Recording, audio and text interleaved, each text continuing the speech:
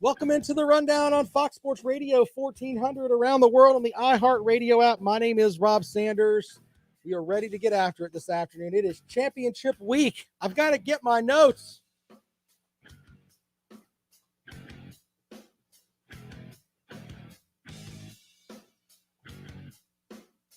It's amazing. I leave my notes across the room and I got to go over there and get them. That's what happens when you're a one-man show. It's okay, though.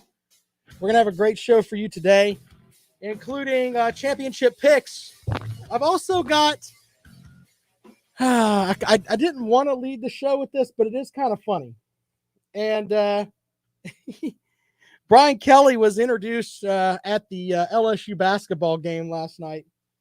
And if you follow my page at foxsportsradio1400.com, you will notice I put this up there last night. And it's just funny. It's just funny, okay? A little picking at Brian Kelly today. I mean, he's getting $9 million. He can deal with a chunky fool in Columbia making fun of him. And Kelly, of course, is the new head coach at LSU. And there's a lot of talk about whether or not he is going to be able to, get with the Southern folks. Last night, though, he sounded like he was really trying to bring home that Southern accent. I'm going to play you a piece of his conversation last night. You tell me if Brian Kelly was being a little bit over the top. Here we go. LSU. Thank you. Thank you.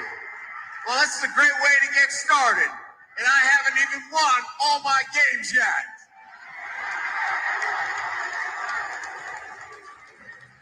It's a great night to be a Tiger. I'm here with my family, and we are so excited to be in the great state of Louisiana, but more importantly, to be with you great fans and to be part of what is going to be an incredible ride here at Louisiana State University.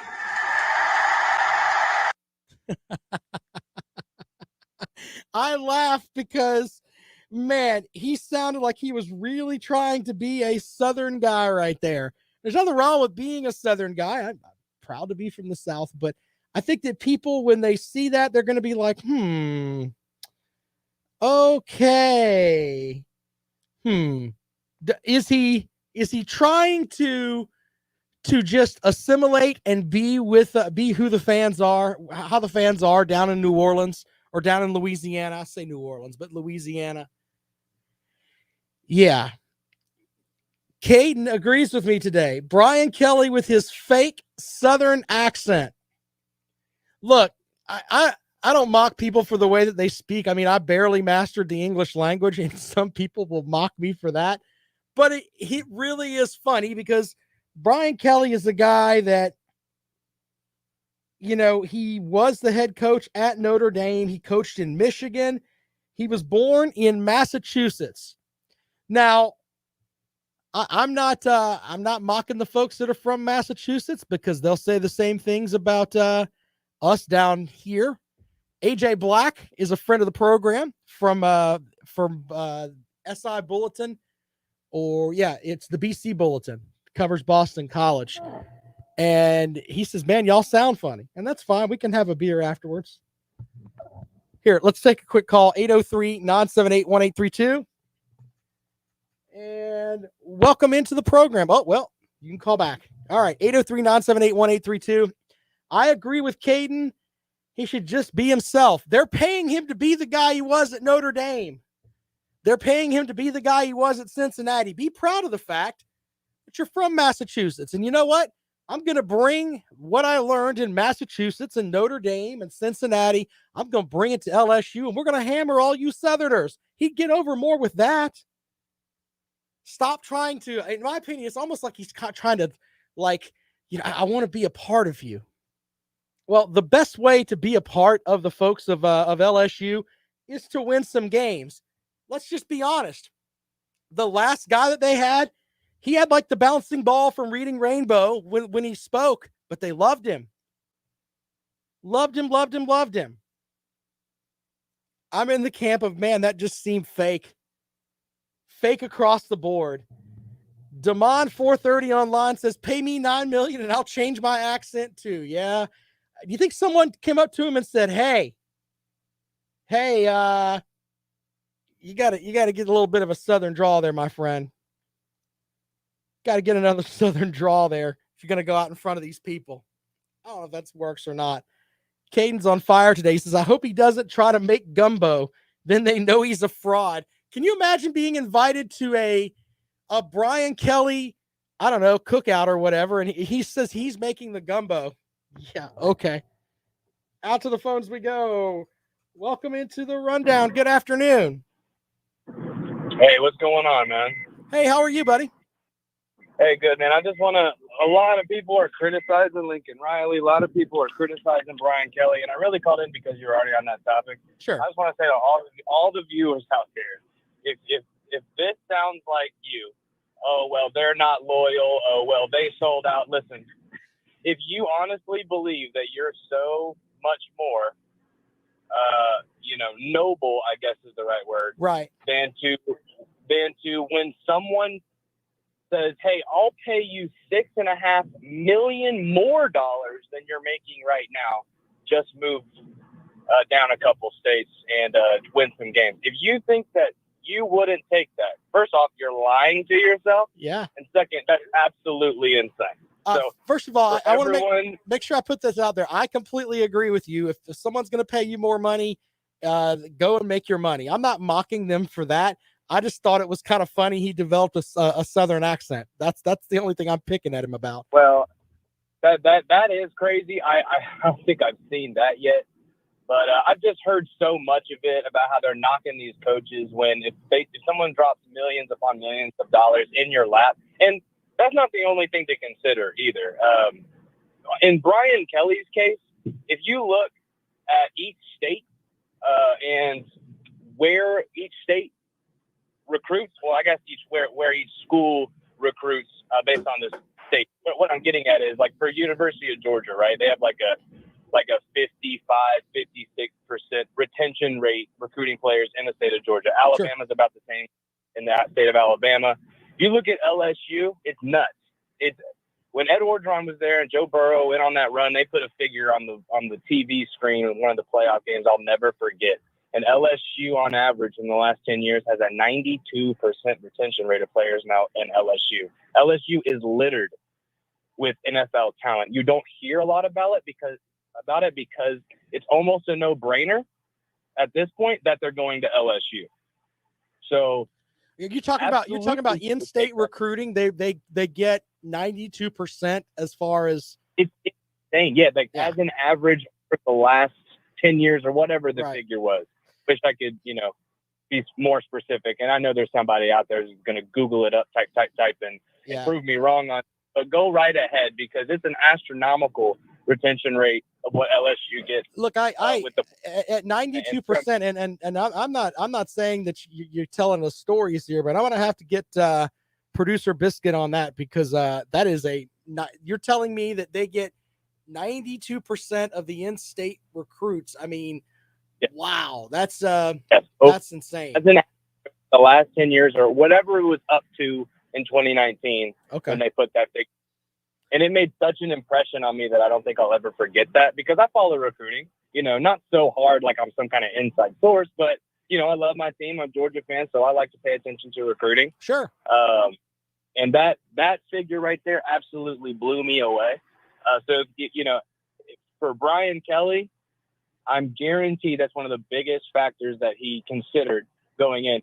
Now, the last thing I'll say before I get off is the one thing that kind of makes it fishy for me is seeing that the offensive coordinator stayed at Notre Dame, the defensive coordinator stayed at Notre Dame, which obviously, he got promoted essentially, which, you could that with a grain of salt, I guess. But a lot of the staff, I guess, that it's now coming out, I guess, that a lot of the staff that was at Notre Dame with Brian Kelly all stayed at Notre Dame. And maybe that was because they had playoff hopes. Maybe it's because, the pay was going to be similar or something, or they really had a connection to the guys. Whatever the reason is, it does kind of seem a little weird to me that nobody went with him. Nobody. At least not that I'm aware of. Maybe I'm wrong, but I haven't heard of any of the Notre Dame staff that went with Brian Kelly to LSU. That's got to be hard for Brian Kelly. You know what I'm saying? To really have to not only jump on a brand new recruiting trail, but also try to bring in a staff that's going to meet the expectations that LSU fans and you know, the athletic director, whatever, expect out of them. So there's a lot of food for thought there. But I felt like I had to say something about all these people knocking Brian Kelly and thinking highly for I'm not knocking them for going and making what could essentially be, you know, generational money somewhere else. I'm not going to do that. I just mock, you know, I mock him for the whole Southern thing where, hey, guess what? I sounded like I was from Massachusetts 12 days ago. Now I sound like I'm trying to live in the bayou. I just think that's funny. Yeah. I didn't mean you specifically at all. Oh yeah, no, but trust me, I've seen it. I've seen it, and it's like, you know what?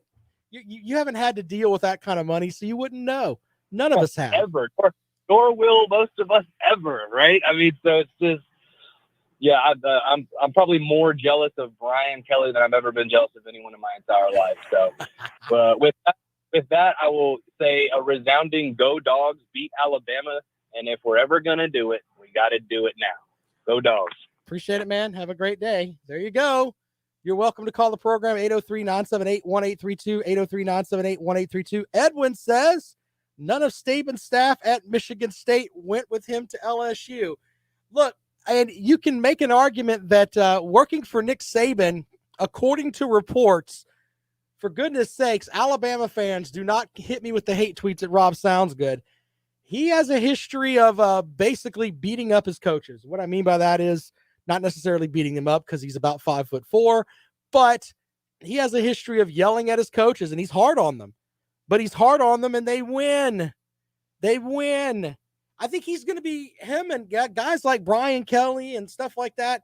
I don't know how Brian Kelly deals with yelling at people. I'm talking about the older age of coaches where they yell at you and they put a foot in your butt. And they tell you, hey, this is how we're going to do things. The disciplinarian coaches, in my opinion, we're kind of in the last season of them. I truly believe that.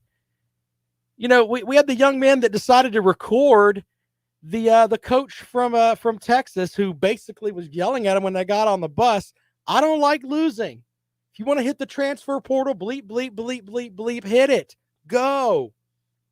That kind of stuff I just don't think is the way of the future. Not that it doesn't work, but I just think that now you've got too many people that are, oh, we're going to be upset. We're going to be upset. Jason says he loves seeing him yell at Kiffin. That's another thing too. Like Lane Kiffin, as much bravado as Lane Kiffin has, throwing things, going down the sideline, all that stuff, and to have Nick Saban at 5'4", yelling at him. Yeah, that's something we just don't have. We're not going to have much of that anymore. That's why I say, even if you're not an Alabama fan, you should appreciate Nick Saban because he's tough as nails. Tough as nails. So there's definitely that. I think that's just really cool. So, and not that I'm rooting for Alabama this weekend because I'm not. I'm rooting for chaos. I like chaos.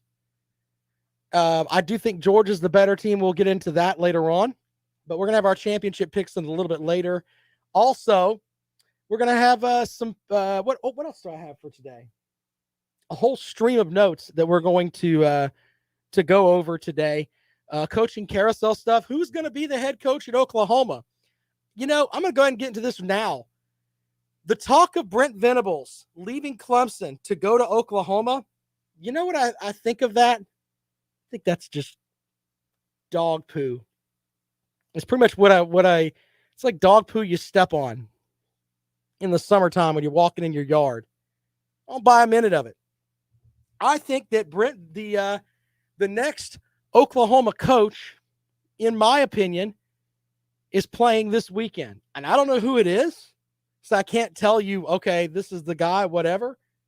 But Brent Venables is smart enough to know that he has to hit the trail quickly at Oklahoma. If he was going to take that job, he would have taken it Monday. He would have been recruiting with Dabo Swinney all week and going and talking to defensive players that are a Keon Slab and guys like that are going to be part of Clemson's recruiting class. He would not do that. He would be trying to get over there to Oklahoma and get himself squared away. So the idea of Brent Venables leaving, I would be shocked. And I'll be happy to walk that back with a nice rendition of Michael Jackson's Beat It, I Don't Care, on Monday if he decides that he's going to leave the program. And you know what? Clemson fans can't get mad at this guy. He came in, and what did he do? He transformed a Clemson defense that gave up 70 points to West Virginia in a bowl game that Clemson fans don't really like talking about. But let's be honest, Kevin Steele, who was at Auburn and at several other, I think he was a defensive coordinator in a lot of different spots. His last defense at Clemson gave up 70 points to West Virginia. And Dabo Swinney had to have that meeting with him saying, look, you got to go. And he left, and Brent Venables came in and revitalized that Clemson defense and got them to a point where they are nationally relevant as far as defenses go. The reason Clemson is 9-3 this season has nothing to do with the defense. Absolutely nothing. And trust me, Dabo Swinney knows that. He's not an idiot. He knows that. He knows that the national championships that he won at Clemson, a lot of them have to do with Brent Venables right there to his right. Anyway, it'll be someone who's coaching this weekend that will go to Oklahoma. And you know what? I'm not sure who it is, but it's going to be one of those coaches or a coordinator from one of those jobs. 803-978-1832, 803-978-1832. Edwin says, one site says it's a done deal, Venables to OU. Yeah, and I could show you another site that is like supposedly well thought of in the Oklahoma community that says that Dabo Swinney's going and Brent Venables is going to be his defensive coordinator there. There's so many things that I'm just going by what my gut tells me. And I've got a bigger gut than most. I think that Brent Venables will be the defensive coordinator at Clemson next season. And if I'm wrong and he goes to Oklahoma, I'll walk it back on Monday. 803-978-1832, 803-978-1832. If you'd like to join us here on the Rundown, this is Fox Sports Radio 1400.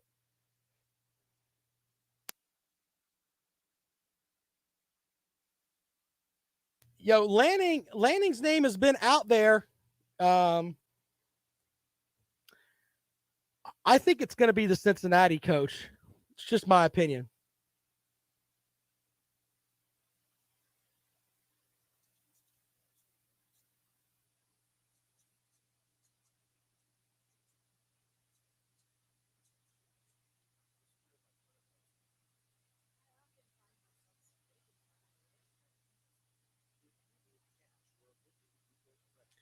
What am I underestimating, Biscuit?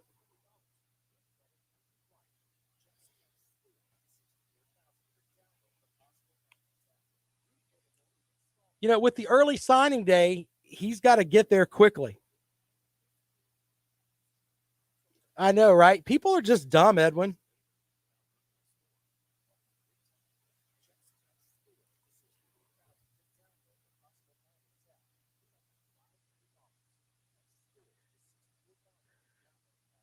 Well, that's true too. They may do what Beamer did though, where Beamer coached in the Oklahoma game last season and basically lived in two towns, back and forth.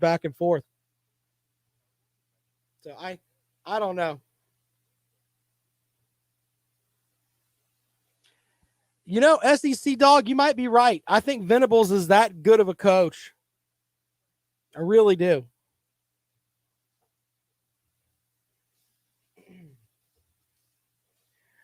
Eight 803-978-1832, 803-978-1832. Blake with a good comment online. And I'll read SEC dogs too. But Blake says, I was shocked to see that Bronco Mendenhall resigned. Yeah, he left the program. I don't know. Of course, that's at Virginia. So there's two jobs in the ACC that are open. Virginia Tech is open, closed now, but Virginia and Duke are the two jobs that are open. So, yeah, there's that. Also, you've got SEC Dog says if Venables leaves Clemson, fans will be calling for Dabo's head again in a year or two. I'm not going to sit here and try to mock how good of a coach that Venables is, because Venables is outstanding. So I think he's an outstanding defensive coach. I don't know how he'll do as a head coach. He's never done it. But as far as being a defensive coordinator, he's great. Absolutely great. And whoever gets him is going to get a guy that is intense. Absolutely intense. So there's that. 803-978-1832. Biscuit says, why? That wouldn't be Dabo. Why would that be Dabo's fault? Because I think that SEC Dog is implying that the reason that Clemson has been dominant has a lot more to do with Venables than Sweeney. I think that's where he's going. I could be wrong. All right, we're taking your calls with your predictions for the game, too. The games this weekend, including the ACC championship game, Pittsburgh and Wake Forest, SEC championship game with Alabama and Georgia. Also, your favorite chaos scenario. Biscuit and I had a great conversation about what happens if Georgia loses tomorrow. Now, the average SEC fan's like, shut up, Rob. They're getting in regardless. I'm just asking what the committee is going to say if you have the one-loss Big Ten champion, one-loss Big 12 champion, undefeated Cincinnati, and Alabama's the SEC champion. Do you take a team that couldn't win their conference and tell them to stay home? I say no. Win your conference. So we've talked about that yesterday. We can get into that too as well. 803-978-1832. Rob says, what a great name.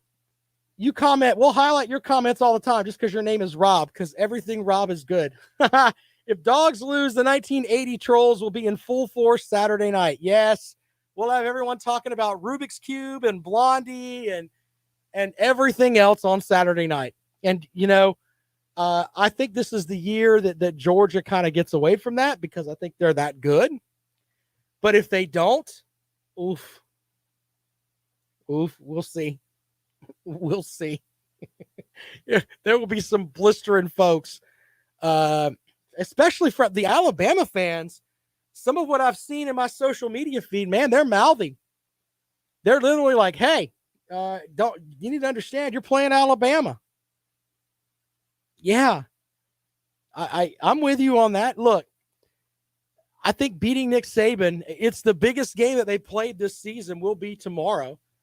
And I think it'll be tougher than any game that they get in the college football playoff. Will be the Alabama game. Really believe that. They haven't played an offense that's as good as the Alabama offense. And the only other defense that could get into the mix there would be Clemson. Other than that, this is the toughest matchup of the season for the Georgia Bulldogs. Georgia fans talking about, they're going to win by 20. Hey, get out of here with that nonsense. This is not Arkansas. This is not Mizzou. Okay? No disrespect to those teams because they're still on their way up. You're not playing a 6-win team. But I do agree with what Biscuit says here. It's going to be a great game. It's going to be a great game. And to be honest, if you step back and you look at it, I'd be shocked if it's anything that's not close. I just don't see it being. Georgia may pull away late, but I think for 3 quarters, we're going to have a roller coaster ride. Who's going to land that first body blow? Who's going to do it? Is Stetson Bennett going to shake the big game jinx? Because he's been the guy for Georgia. Absolutely been the guy. Even though you've got a quarterback on the bench that some people think is going to be an NFL guy. But you've got Stetson Bennett out there, and he's been turning the dials and doing what he needs to do. Can he shake off what happened to him at Alabama last season? That's important. Sometimes the demons that are in your head are the toughest to beat. Bennett's proven that he can go undefeated in a regular season. He's proven that. He's played in front of some hostile crowds before. He really has. Played in front of the Auburn crowd this year. That was a hostile crowd, and Georgia dominated them. This is back when Auburn was thinking, you know what, we're a team that could conceivably win the West. That was definitely thought of. And what did Georgia do? What did Stetson Bennett do? He was efficient. He wasn't He wasn't over the top great, but he was efficient and he made the plays that he needed to make.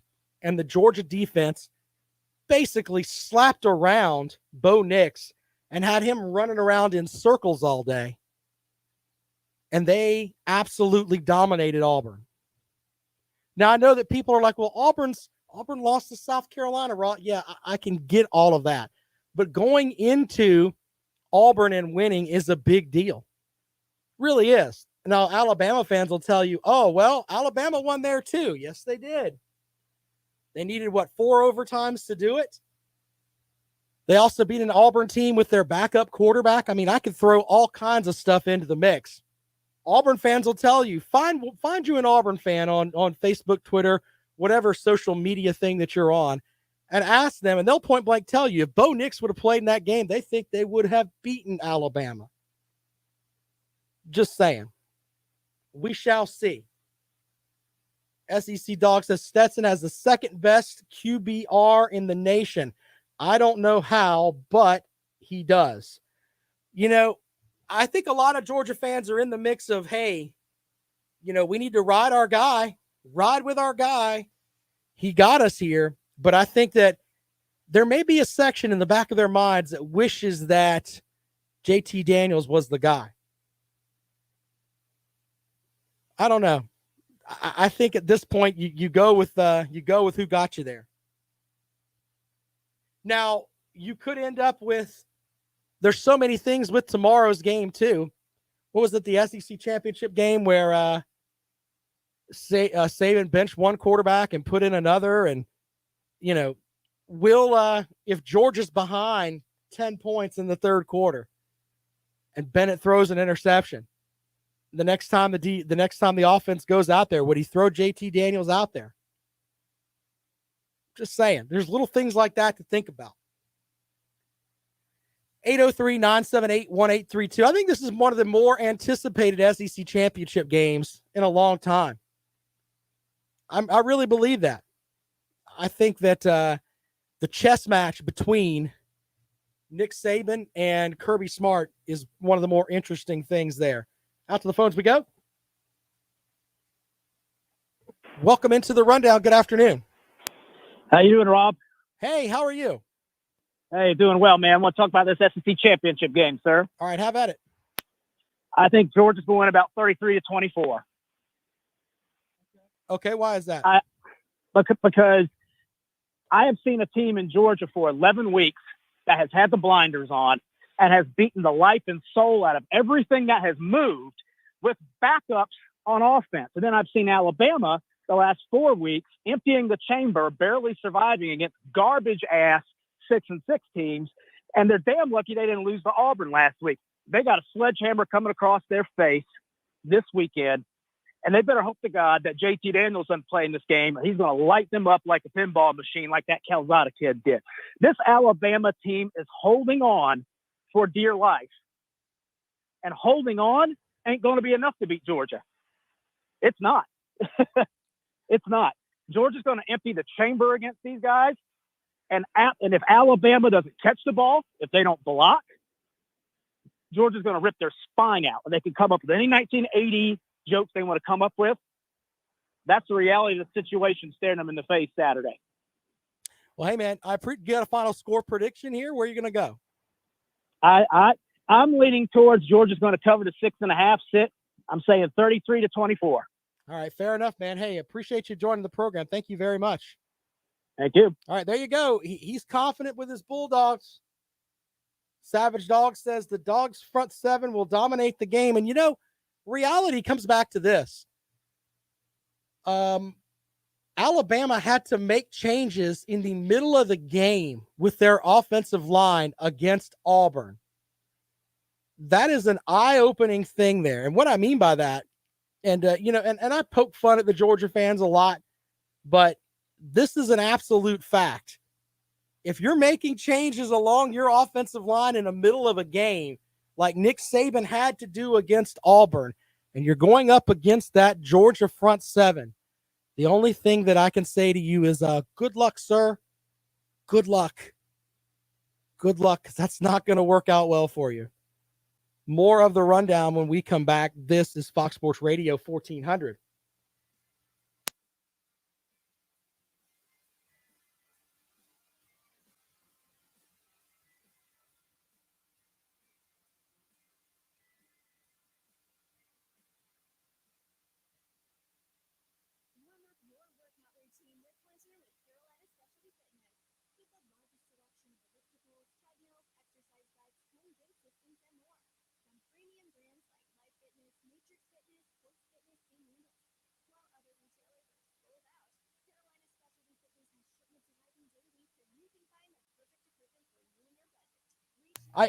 I truly believe that. I know y'all think I'm mocking you on that, but that Georgia defensive front line, man, they are lights out great.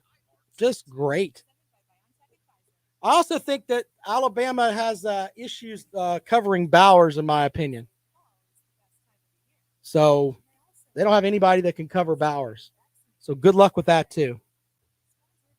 And you know what? We talked about the whole thing with man, my brain's slipping today.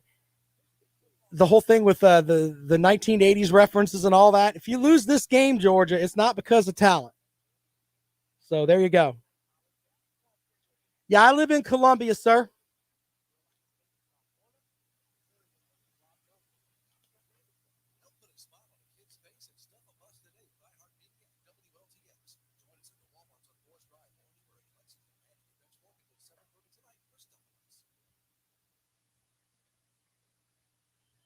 Welcome back to the rundown on Fox Sports Radio 1400 around the world on the iHeartRadio app. Let's go out to the phones. Welcome into the program. Good afternoon. Hey, what's up, Rob? Hi. You just touched on the Bowers situation, and yeah. I kind of went back and looked at some Bama games. Their inside linebackers, especially, they have struggled in coverage. Right. So wait a minute. Hold on, just a second. Let me make sure that we're on the same. You and I actually agree on something.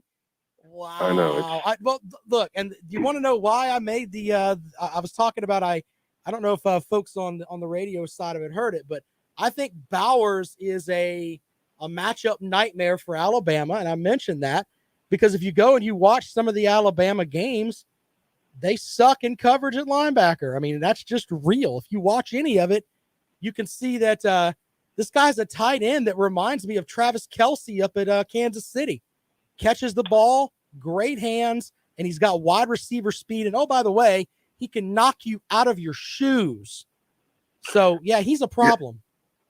Yeah, I was going to say, even his blocking and his protection has actually gotten better as the year's gone on. He early in the season, I mean, he's a true freshman. Early in the season, he kind of struggled, but it's really gotten better here too. So I'm thinking about, when they're sending Will Anderson coming off the edge, he's a possible problem for him as well. So yeah. He's definitely going to be just critical in this game. Well, and then the question is going to be, can Bennett find him? That's going to be the big thing, because if Anderson's in his face constantly and he's facing that pressure, if he can find this guy on 6-yard outs and things like that and right across the middle with slants or whatever, that could be something that's going to make Nick Saban have to drop some of his guys back a little bit more and not pressure Bennett as much, and that's a win for Georgia. Yeah, and you just mentioned that you were looking forward to the chess match, and that's what we're talking about. There's so many moving pieces here. Right. And I think in-game adjustments are going to be just super, super critical. Although I will say this, I do like Todd Monken's mind when it comes to in-game adjustments. Well, I think. Do you think? And you and I pick at each other a lot, okay? But do you think that if Georgia gets behind by a touchdown and it's late in the third quarter, that maybe Smart will go down there and try to dip his feet in there with the offense, or do you think it's Monken's game to run? I think it's been his game to run all season long. Yeah, but it's not the SEC championship game, though. There's a lot at stake here, is what I'm trying to get at. Well, the answer is no. I think it's Monken's team to run on that side of the ball. I think he's kind of learned his lesson on staying out of that whole side. I will say this. Sure.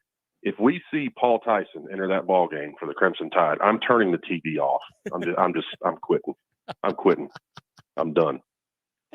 Well, are you going to be okay? You sound like you've gotten into a like you fell in a tunnel and then you gargled some gravel and then drank some whiskey. I mean, you sound really terrible. No offense, sir. Well, I'll tell you what happened. I work in Gainesville, and I happened to brush up way too close to Megan Mullen.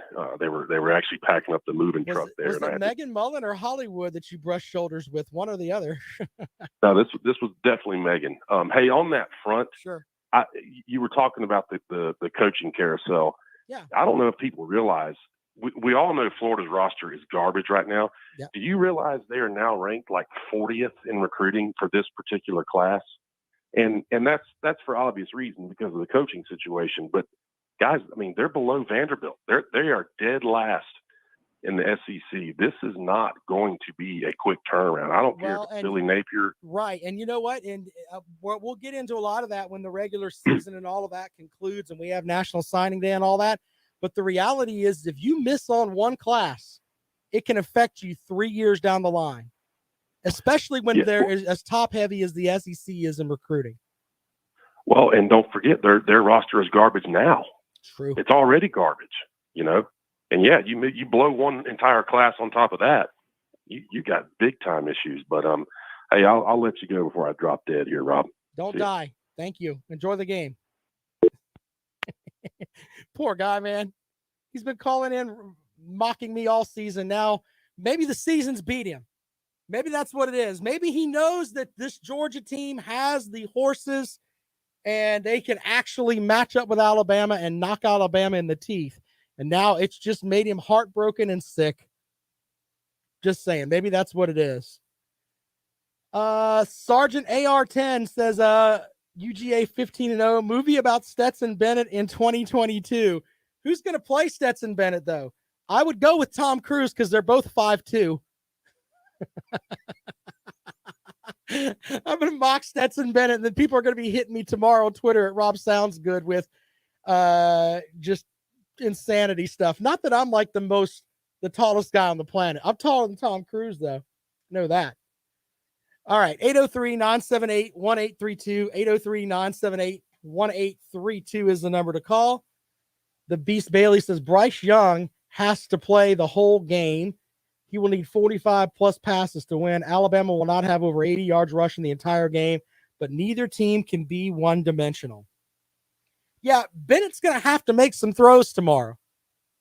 The whole idea of going 13 for 16, he's meant to have a little more than that. SEC Dog says Kevin Hart gets to play Stetson Bennett. All right, back out to the phones we go. Welcome into the rundown. Good afternoon. Big Barney Ross here. Big Barney Ross, are you auditioning to play Stetson Bennett in the movie that will be made for him if he wins the SEC title, or are you too tall? Well, I'm too tall, and I've probably got 260 pounds on Stetson Bennett. Well, and you have that Kentucky. You don't have the lower back tattoo, but you got like the Kentucky Wildcat tattoo on your forearm, and probably a Mark Stoops tattoo on your ankle.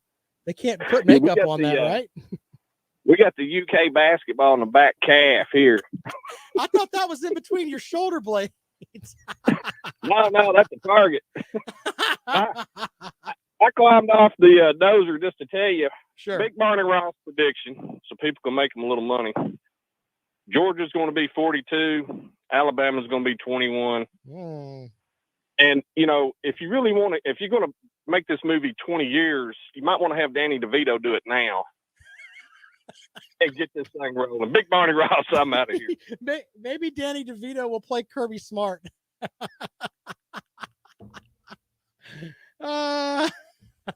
Goodness.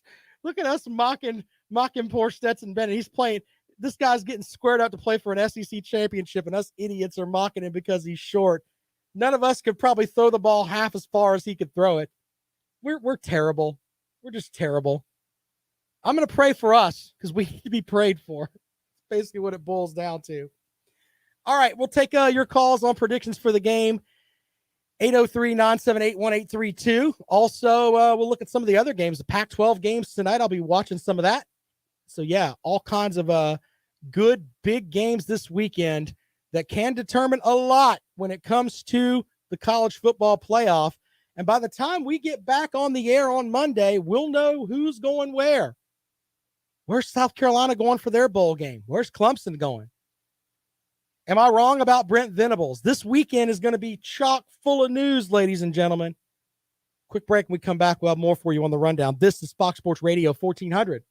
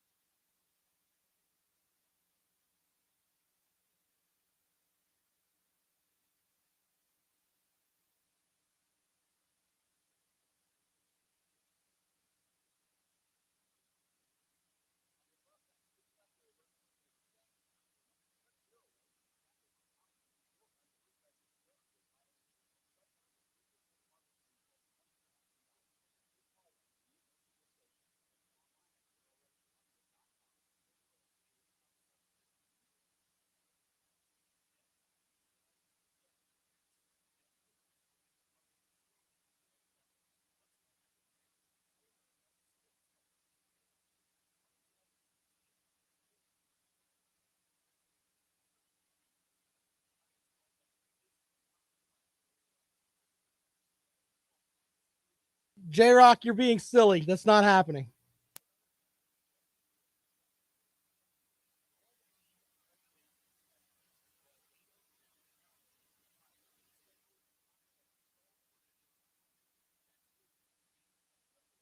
Got a better chance of Tommy Bowden going to Oklahoma than Dabo Swinney. So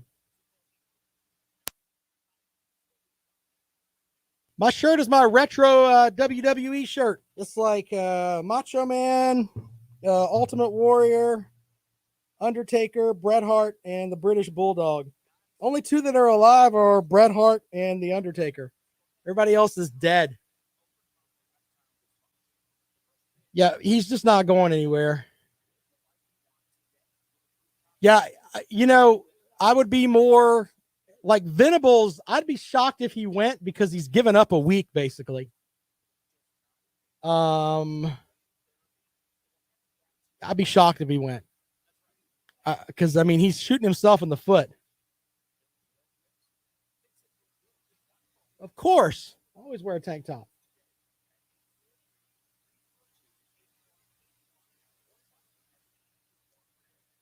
Man, you Gamecock fans would love that, wouldn't you? It's not happening, J-Rock. Jackpot bringing the stupid. Playing in the SEC East is easy. Clemson would dominate in the SEC East. They play one game a year. One game. By the way, Clemson played two SEC East teams this year. None of them scored an offensive touchdown. Take that in your pipe and smoke it there, Jackpot. Roll that up.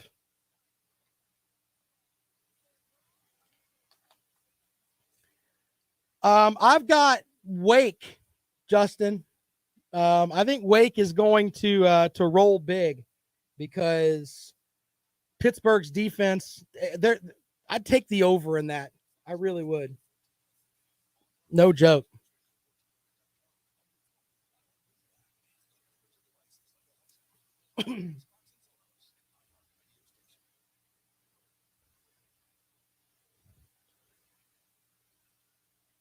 Welcome back to the rundown on Fox Sports Radio 1400 around the world on the iHeartRadio app. Shout out to my buddy Carolina Jackpot Online. Enjoying the program today. I'm sure he's munching on a zero bar. Love that guy. He loves those zero candy bars too, by the way. Be sure to follow him on Twitter. He's at Hall_Kale. It's all Gamecock stuff there. Absolutely just great stuff from that guy. But he does like the zero bar, so make sure you send him one. 803-978-1832. We're going to look through some games here. But first, I think we're down to 3 different bowl games for South Carolina. It could be, and this is just from me studying how the SEC or how the SEC bowl lineup falls. And then we go from there. I think that the Duke's Mayonnaise Bowl is possibly in the mix, or the Gasparilla Bowl in Tampa Bay, which, by the way, you should go ahead and buy your tickets now. It's on December the 23rd. If you're one of those folks that has one of the little Gamecocks at your house, they want to see the Gamecocks in a bowl game. Yeah. $26 a ticket. $26 a ticket to go to the Gasparilla Bowl. Go ahead and get your tickets now. It's in Tampa. It's great. Go down there and check that out. And the other one is the one that Gamecock fans don't want to go to, I would think, which is the Birmingham Bowl. Now, a lot of it depends on how the SEC championship goes tomorrow, but there's a group of folks that think that Alabama, if they win, Georgia's going to get in anyway. I don't think that'll be the case, but that's just me. A lot of it depends on how the CFP matchups fall. Now, with that, if there are two SEC teams in the CFP, then obviously that gives you one more spot up for South Carolina and may keep them out of the Birmingham Bowl. So we'll see how that works out. Realistic one with a good point. $34 for ACC tickets. Yes. Clemson, if they're there, it's tougher to get a ticket. It really is. The sad thing is you watch the game on Saturday night. It'll be on ABC, and you're going to have a matchup of two teams that nobody really thought at the beginning of the season would be where they are.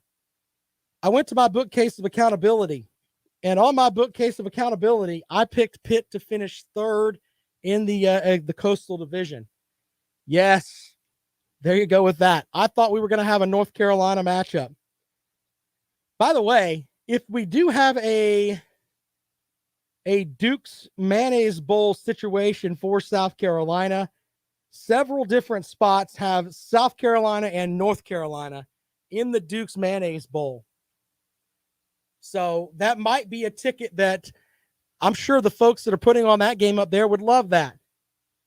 Would absolutely love that. You're going to go up there and you're going to get to see two teams from right there. Yeah. I'm sure that those tickets would be great. Would be great. Biscuit says no ACC fan should ever talk schedule difficulty ever. See, we've had this conversation before. We can use Clemson as an example. Clemson had won 6 of their games against the SEC. They went 1-1 against the number 1 team in the country, and then another SEC team, and neither one of them scored an offensive touchdown. We could talk about Pittsburgh going into Tennessee and just running up and down the field. We can go on and on and on and on and on. But we'll have time to talk schedule difficulty once the season's over. We can evaluate where teams finished up compared to just hype of what we think they are in the middle of the season. But anyway, that's the bit there for South Carolina.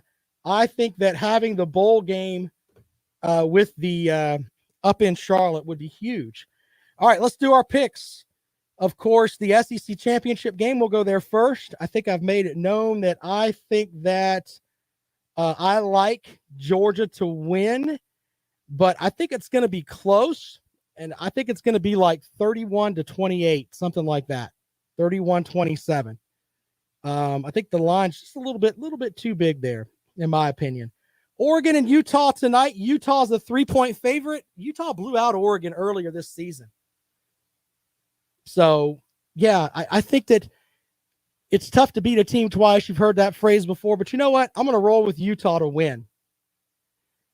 Other matchups, Baylor and Oklahoma State. Oklahoma State is a 6.5-point favorite over Baylor. Give me the Bears. I like the Bears. App State and Louisiana State for the Fun Belt title. Appalachian State, they're going to Louisiana Lafayette. Apparently Napier is coaching in that game. From what I read, App State's a 3-point favorite. I think that they win. Other matchups, let's see here. We've got Wake Forest and Pitt. One thing that I do like is the over-under on that game started at 49. It's up to 71. I would probably take the over. I probably would. I don't expect much defense in that game. Pitt's a 3-point favorite. Give me Wake Forest +3. Let's go out to the phones. Welcome into the rundown. Good afternoon. Good afternoon. Hey, what's up, buddy? Hey, what's happening? Well, you know who I'm picking. Who you picking? Your team's not Georgia. playing this weekend. I mean, Oh, Alabama. Oh, you're picking Georgia. Alabama, I made a mistake. You Georgia fans heard that. Hollywood picked Georgia first. Hey, I got Alabama. You got Alabama? Okay. You got Wake or Pitt? Which one are you going there? At Pop Warner Bowl, I'm going to take Wake Forest in the Pop Warner Bowl. All right, fair enough. I mean, Florida couldn't get within 3 touchdowns of either one of those teams, but oh yeah, really? I doubt it. About that. Their coaches, coaching another team this weekend. He's not even coaching Florida. Well, I mean, it is what it is. The season don't start the next year. Yeah, we don't need any. He'll be ready for next year. Let him finish out where he at. All right. We got a coach on the sideline and get the job done like he did against Florida State. Boy, you're taking a beating from the folks. Oh, it's a Freudian slip. Someone said, yeah, you said Georgia. Goodness. Man, I got all these Georgia Bulls and Megan, he's sick. He's afraid. He's in the monastery. You're talking about the other guy. The other guy's had some issues. Well, whoever. Sure. He is scared. If they lose, I would love to see him. I would love to see him. It's going to be rough come Monday morning. Fair enough, all right, man. Appreciate it. All right. There you go. All right. Well, he said Georgia first, then Alabama. Justin said no chance for Bama. I don't think I said that. I think this is the toughest game Georgia's played. I think they're going to win. But would I be shocked if Alabama won? No. Absolutely not. This is not Mizzou, Arkansas, South Carolina, Florida. Insert SEC least team here. That's not who Georgia's playing. This is Alabama. This is Nick Saban. It's not an easy trek there. Sorry. Southern California are playing. I'll take Cal -2. There you go. Utah State, San Diego State. Give me San Diego State. Iowa and Michigan. Michigan's a 10.5-point favorite. I think they will blow some folks out. 803-978-1832. 803-978-1832. As we wrap up this edition of The Rundown, I hope you enjoy your championship weekend picks. Be sure to follow me on Twitter, @RobSoundsGood. If you want to hear Brian Kelly's fake Southern voice, that's on the blog page at foxsportsradio1400.com. No Lawton Swan today. He'll be back with you on Monday. And we'll be back with the biggest reaction Monday of the year here on The Rundown on Monday on Fox Sports Radio 1400. All right, good luck to you guys, man. Whoever your team is out there, my team's not playing, so I can't MF all of you, but I hope your team wins. There you go. Look at me trying to be mayor. Appreciate y'all, man. We'll see you later.